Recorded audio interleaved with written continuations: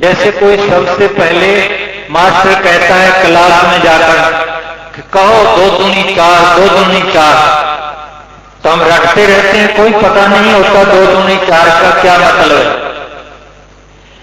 लेकिन 8वीं 10वीं में हो जाते हैं तब पता चलता है, भेद खुलता है कि इस 2 दूनी 4 से जितने अकाउंट बैंकों के काम होते हैं सारा जीवन में, ये सब 2 दूनी 4 से होते हैं।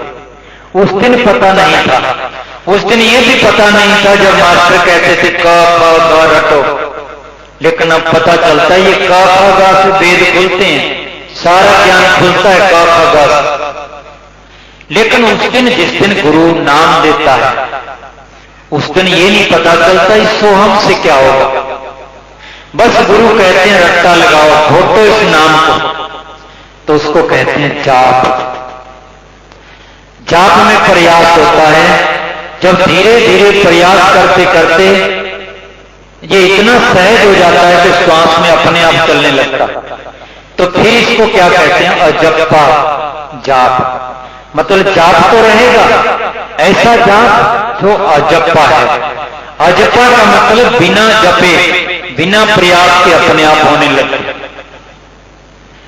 और जब अजप्पा चलने लगता है तो फिर ये इस द्वार को खोलता है, त्रिकुटी के द्वार को। नासा अगली नूर है, उसको खोलता है, जिसको संतों ने अपने अपने शब्द दिए। सभी संतों ने एक ही तरह के शब्द दिए, ये योग के शब्द हैं। महाराज जी कहते हैं, अगर दीप में ध्यान समोई, झिलमिल झिलमिल झिलमिल होई, ताते खोजो काया काशी। जब अगर दीप में ध्यान जाता है तो हर समय प्रकाश ही प्रकाश नजर आता है। अब भी आप आंख बंद करके देखें, अंधेरे में बैठकर जोर से दबा लें तो प्रकाश ही प्रकाश नजर आएगा, सतगुरु का नूर खुलने लगेगा। और अगर इस प्रयास को आप 20-25 दिन करेंगे तो यहां भयानक बहुत करोड़ों सूर्य का प्रकाश की लाइटें पड़ने लगती हैं और बहुत प्रकाश दिखने लगता है। और एक युक्ति है उसी प्रकाश में, जब आपको एक सूर्य की तरह बिंदु नजर आने लगता है, ऐसे दिखाई देगा जैसे आप सामने बैठे हैं। मतलब कोई साइकोलॉजी नहीं, कोई भ्रम नहीं, ऐसे दिखेगा जैसे सामने आप रोज सूर्य को देखते हैं। दोनों आंखों के बीच में एक उतना ही बड़ा बिंदु जैसे सूर्य है, प्रकाशवान, और उसी बिंदु में ध्यान लगाया जाता है। और ऐसी ही युक्ति संतों ने अजप्पा के बाद उससे भी सूक्ष्म अनाद नाद की थी, कि जिसके बाद सूक्ष्म होकर संतों के लोक में जाया जा सकता है। मन बाह्य शब्दों से इतना सूक्ष्म नहीं होता जितना अंतर में सूक्ष्म लोकों के शब्द सुनकर सूक्ष्म होता है। तो उससे सूक्ष्म लोकों के शब्द कैसे सुन सकते हैं? अनाद नाद। अनाद नाद क्या? नाद कहते हैं शब्द को। शब्द जो है 2 तरह का होता है, एक ध्वन्यात्मक शब्द और एक वर्णात्मक शब्द। एक शब्द जो कहे जा सकते हैं जीवा द्वारा, वाणी द्वारा, ग्रंथा पढ़ते हैं, पुस्तकें पढ़ते हैं, वो सारे शब्द वर्णात्मक शब्द हैं। दूसरे हैं ध्वनात्मक शब्द। ध्वनात्मक उसे कहते हैं जो सिर्फ कहे नहीं जाते, उनकी ध्वनि होती। जैसे पंखा चल रहा है, गति से ध्वनि हो रही है, ये शब्द कहे हुए नहीं, ये शब्द गति से ध्वनि होती है। जहाज चल रहा है, पृथ्वी चक्कर काटती है, ये सब गति से जो ध्वनि होती है उसको ध्वनात्मक नाद बोलते हैं। लेकिन ये भी 2 तरह का होता है। एक आहत शब्द जो चोट से पैदा होता है, जैसे रेल चल रही है, हवा के संघर्षण से शब्द पैदा होता है। दूसरा अनाहत शब्द जो बिना चोट से पैदा होता है। जो आहत शब्द हैं ये संसार के शब्द हैं, माया के शब्द हैं। जहां तक माया का भाव है, संघर्षण है, क्योंकि सृष्टि का जो पहला शब्द है उसको भी आहत शब्द बोलते हैं। संत कहते हैं कि कंप बिना शब्द पैदा नहीं होता। अभी आप इस दीवार में ऐसे हाथ मारोगे तो दीवार में एक आवाज आएगी, क्योंकि हम मानते हैं कि दीवार के अंदर चारों तत्वों की अपेक्षा पांचवा आकाश भी है, और जो स्पंदन हो सकता है, वाइब्रेशन हो सकता है, जो डिस्टेंस है, उसके बिना वाइब्रेशन नहीं होता, और वाइब्रेशन बिना शब्द पैदा नहीं होता। अगर परमाणुओं को थोड़ा सा हिलने की गुंजाइश है तभी उसमें शब्द पैदा होगा। तो हमने दीवार में ठोस शब्द घुसा मारा, मुक्का मारा, तो दीवार से शब्द निकला। वो शब्द कहां से निकला? कंप से। उसमें कंप पैदा हुआ। कंप, परमाणु टकराए इसलिए कि उसमें आकाश था, खाली जगह थी, टकराते शब्द पैदा हुआ। तो सृष्टि में भी जब सबसे पहले सृष्टि पैदा होती है तो उसमें कंप पैदा होता है। कंप क्यों होता है? कि उसमें सृष्टि के मूल के अंदर वासना है, और वो वासना किसके अंदर? आदि शक्ति के अंदर। वो सबसे पहले जो वासना है वो काल के अंदर है, संस्कार है। वो काल साथ रहता है परमात्मा का, और उसके अंदर वासना के कारण एक स्पंदन होता है, विस्फोट होता है, क्योंकि उसका एक समय है। जैसे कि बीज धरती के अंदर पड़ा है गेहूं का, उसका एक समय है कि उसने वर्षा होते ही बाहर आना है। ऐसे ही वासना लिए हुए जीवों का एक समय है, उसने बाहर आना ही है, और एक जब समय पूरा होता है तो हम कहते हैं काल पूरा हो गया, काल ने अपने पेट से सृष्टि को निकाल दिया। ये एक समय था। तो कौन सी सृष्टि पैदा हुई? सबसे पहले एक आदि शक्ति जो सारी वासनाओं को समेटे हुए सारी सृष्टि का बीज, जिसको ओम बोलते हैं, ओमकार शक्ति बोलते हैं, ओम नाद बोलते हैं, ओम बीज बोलते हैं। इसलिए सतगुरु ने कहा ओम शब्द मांड एक मांडी, यो प्रपंच रचा एक डांडी। और फिर बाबा जी ने कहा चित्रगुप्त धर्म राय गावे, आदि माया ओंकार। ये आदि शक्ति है, आदि माया है, आदि बीज है, इसने सारी सृष्टि को निकाला। और फिर सतगुरु ने कहा गृह अद्भुत से ओम भया, ओम से भया नाभ, नाभि से कमला भया, ब्रह्मा का बैरा। फिर आगे क्या कहते हैं? ब्रह्मा से ती उपजया, जेते हैं कलिमाएं, तीनों देवा शाखा भये, अक्षय वृक्ष की शान। और एक दफा सदगुरु कहते हैं गृह अवगत से तीनों देवता पैदा हुए। पहले परमात्मा से शक्ति पैदा हुई, शक्ति से तीनों देवता पैदा हुए। ये इसी प्रकार प्रवाह चला। लेकिन बाबा जी एक बात को और कहते हैं, बाबा जी ये नहीं, सभी संतों ने कहा जो आदि शब्द है उसको आदि नाद कहा संतों ने। कबीर साहब कहते हैं साधु शब्द साधना कीजिए, जहे शब्द से प्रगट भय शब्द, सोई शब्द जह लीजिए। किससे प्रकट हुए थे? बीज है ओम, आदि बीज है, इसलिए सबसे पहला शब्द है, इसलिए इसको सार शब्द कहते हैं, निचोड़ है। दूसरी तरफ सार शब्द सोहम को भी कहा, लेकिन सोहम श्वास की माला है, ओम आदि प्रणव है, नाद है, जो परमात्मा से मिला था। क्योंकि परमात्मा से साथ मिलकर सबसे पहले वही आया। पहले ओम पैदा हुआ और उससे ये सारा बीज बना। उसके अंदर प्रतिबिंब सोहम चला गया, और प्रतिबिंब जो सोहम गया, ये सोहम जीव है और ओम आया है। और सतगुरु कहते हैं सोहम जीव ओम है देही, दोनों से न्यारा शब्द से नहीं, दोनों से न्यारा है जिस परमात्मा ने दोनों को पैदा किया। उधर तो भगवान कृष्ण कहते हैं एक मेरी परा प्रकृति है, एक मेरी अपरा प्रकृति है।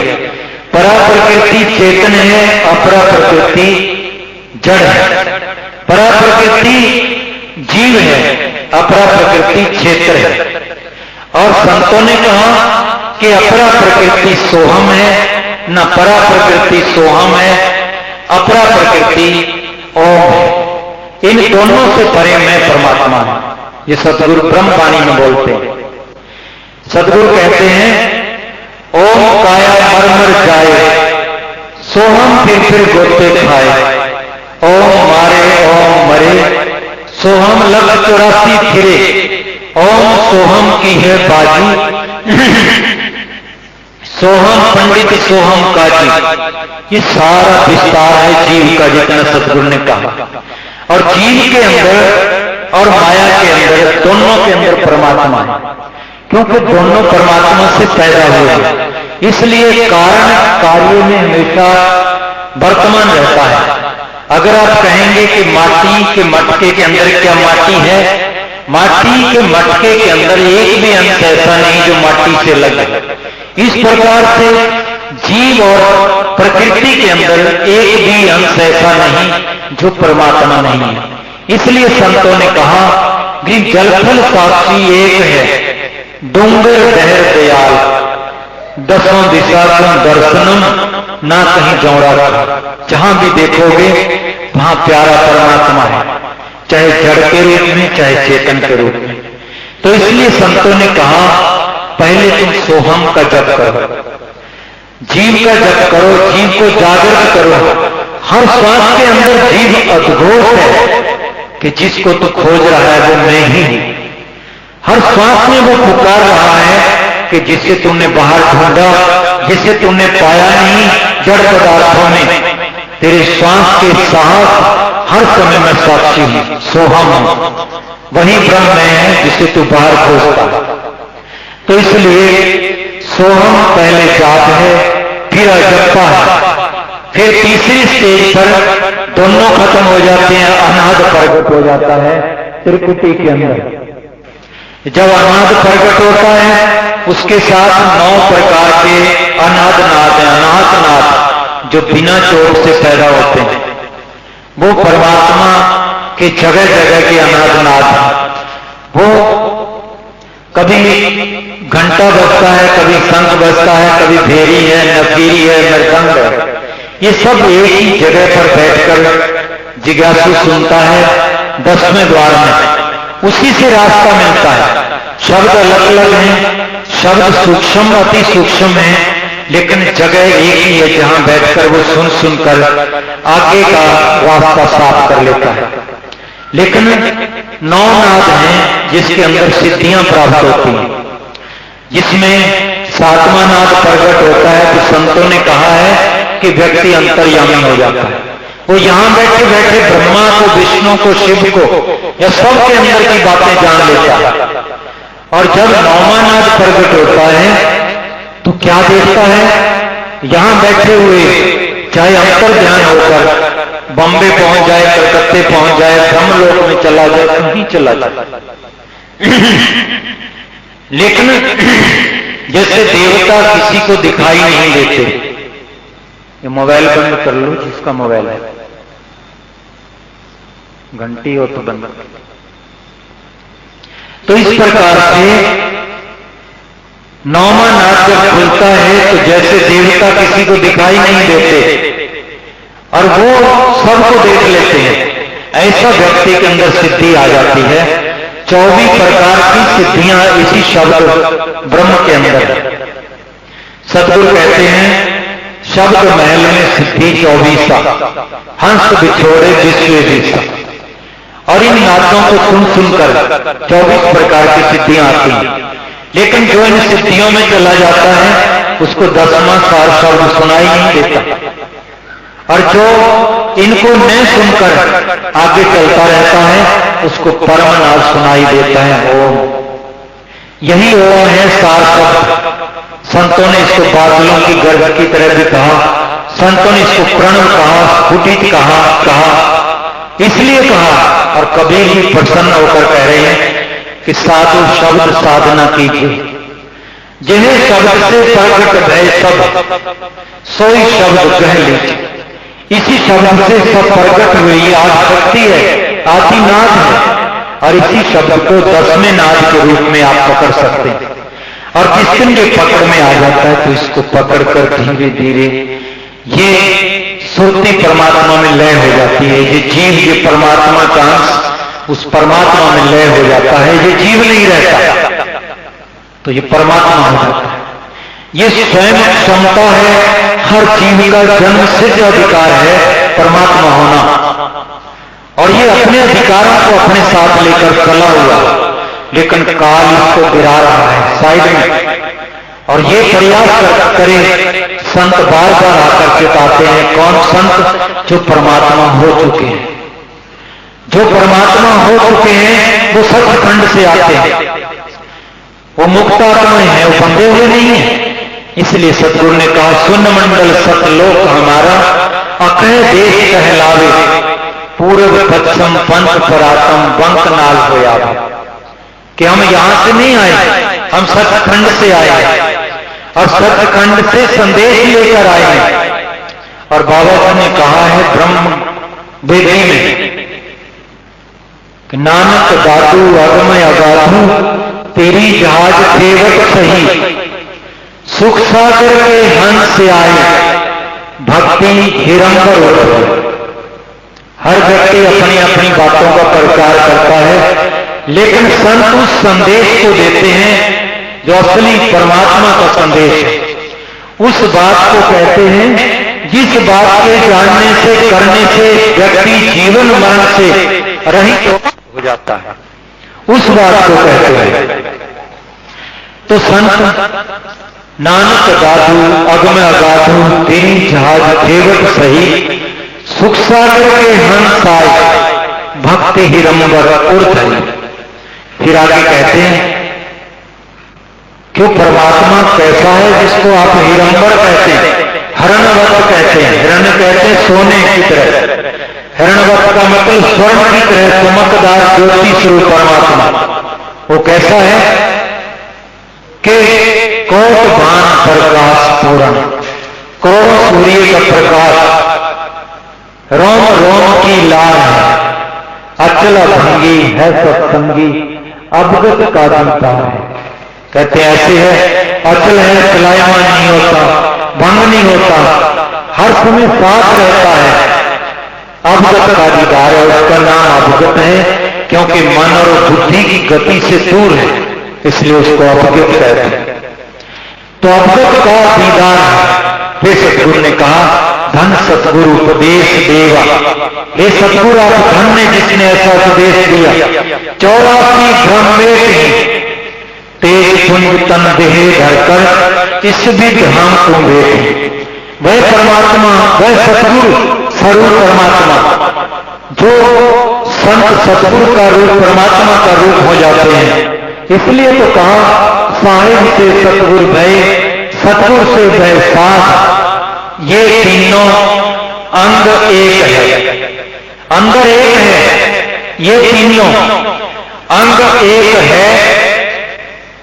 साहिब से सतगुरु भय, सतगुरु से भय संत, धर धर भेद विशाल खेले आदर। इसलिए सतगुरु ने बार बार कहा कि ये मूर्तियां जो जिंदे जागते तीर्थ बार बार आते हैं चेताने के लिए, हम चेते ना चेते वो परमात्मा बनकर आता है अपना शरीर लेकर। हम चेते ना चेते वो हुक्म, वो चौकीदार आवाज लगाकर चला जाता है। लेकिन कबीर साहब कहते हैं, कहता हूं कह जाता हूं, कहूं बजाए ढोल, सासा बिरथा जात है तीन लोक का मोल। कैसा श्वास जो 3 लोक भी नहीं चलते साथ में, ऐसे महंगे मोल का एक श्वास जो जाए 3 लोक नहीं पट करे, काहे धूल मिला। कहते चौकीदार बनकर पुकारता हूं, किसी ने सुनना है आवाज को सुन लो, सुनते रह जाओगे, मरते हुए युग चला गया ऐसे तुम भी मर जाओगे, पत्थर कंकरों की तरह माटी में मिल जाओगे, तुम्हें जगाने वाला कोई नहीं मिलेगा। मैं आया हूं जगाने के लिए, इसलिए संतों ने कहा जागो जागो जागो बार बार। तो जो जाग जाता है वो परमात्मा हो जाता है, और जो नहीं जागता वो काल के चक्कर में 84 में पड़ जाता है। इन्हीं शब्दों द्वारा मैं अपनी वाणी को विराम देता हूं। बोलो सद्गुरुदेव भगवान की जय। अब एक शब्द बोलेंगे, सभी पीछे पीछे बोलेंगे।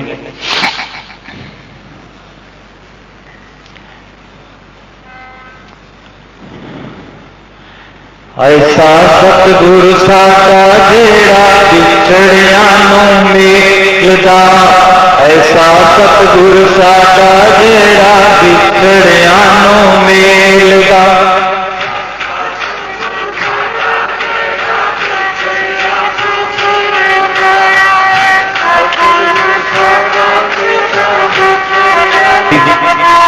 अभी बात नहीं बना, साजों से नहीं, बिना साजों, क्योंकि साज तुम्हारी बात को, हृदय की आवाज को नहीं कहने देता, वो अपनी आवाज को आगे रखता है। आवाज आवाज से मिला के चलना है। ऐसा सतगुरु साचा जेड़ा बिछड़ियां मिलदा, ऐसा सतगुरु साचा जेड़ा बिछड़ियां हिलदा, ऐसा सतगुरु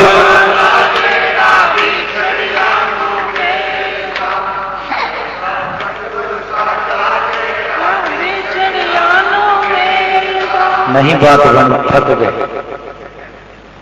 इतने आदमी, इतनी आवाज है, इतना काटा लगता है ढोल की कोस, कितनी आवाज होती है, कम से कम एक एक शेर खा के बैठे हो। अच्छा दूसरा शब्द बोलेंगे,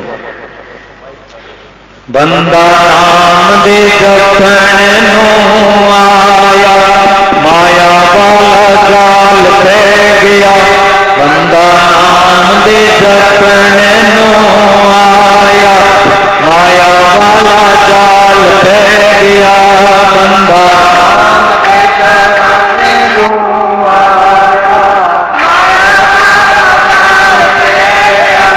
बंदा नाम दे जपन नो आया, माया वाला जाल पै गया, बंदा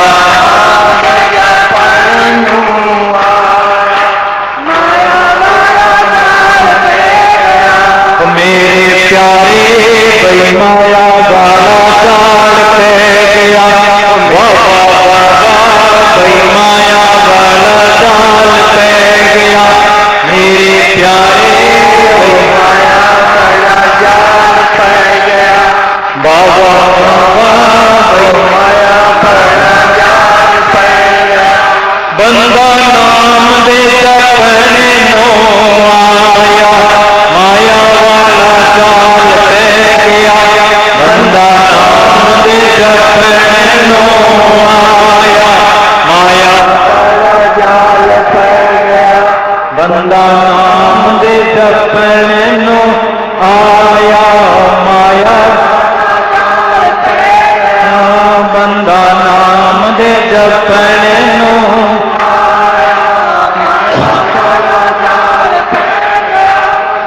कबीर माया पापनी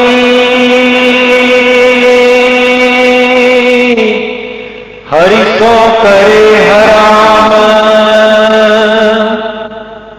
मुख कड़ियाली कुमत की कहन न दे राम, माया वाला जाल पै गया, बंदा नाम दे जपन नो आया, माया वाला जाल पै गया, बंदा नाम दे जपन नो आया, माया वाला जाल पै गया, बंदा नाम दे जपन नो आया, माया वाला जाल पै गया, बंदा नाम दे जपन नो आया, माया वाला जाल पै गया, मेरे प्यारे भई माया वाला जाल पै गया, बाबा बाबा भई माया वाला जाल पै गया, मेरे प्यारे भई माया वाला जाल पै गया, बाबा बाबा भई माया वाला जाल पै गया, बंदा नाम दे जपन नो आया, माया वाला जाल पै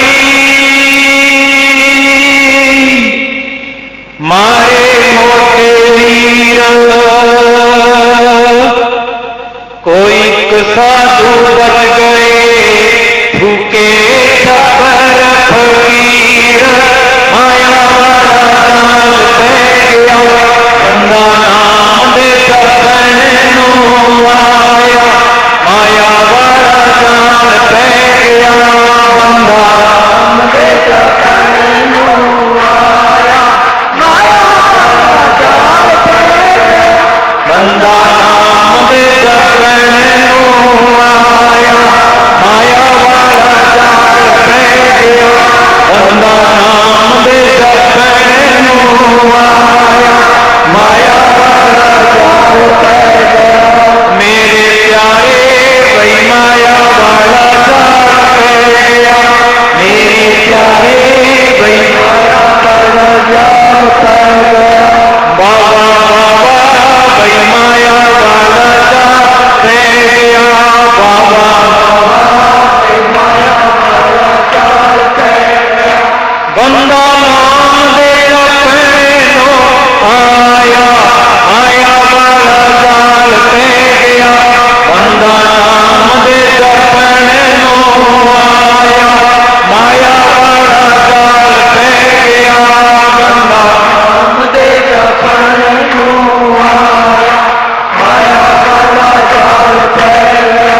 मेरे प्यारे भाई माया वाला जाल पै गया, मेरे प्यारे भाई माया वाला जाल पै गया, बंदा नाम दे सपनों आया, माया वाला जाल पै गया, बंदा नाम दे सपनों आया, माया वाला जाल पै गया।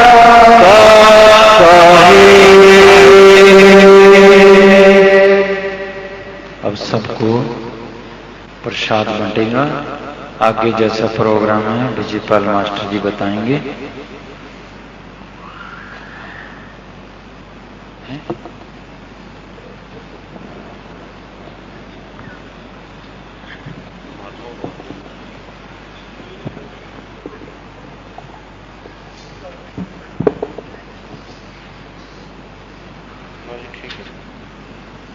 सभी अपने स्थान पर बैठे रहेंगे। जो भक्त बीच में आए हैं उनसे मेरा पुनः आग्रह भी है कि हमेशा के लिए ये है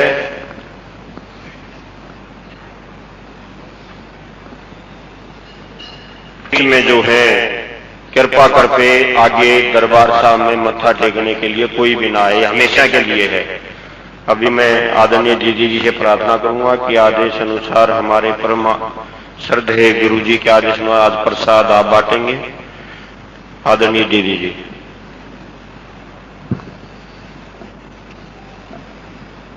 पहले महात्मा